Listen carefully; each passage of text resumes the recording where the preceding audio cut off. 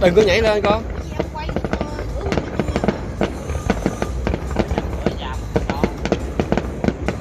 Ngân đừng có nhảy lên nha. Đứng xích vô trong, đứng xích vô trong cửa nè.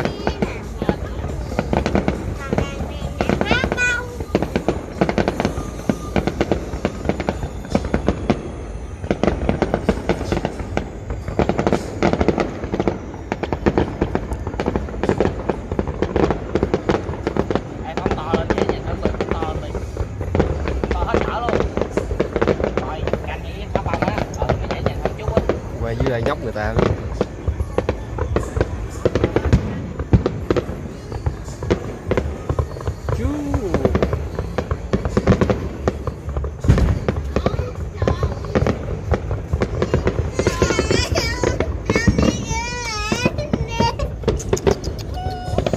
Đi qua coi. Đến.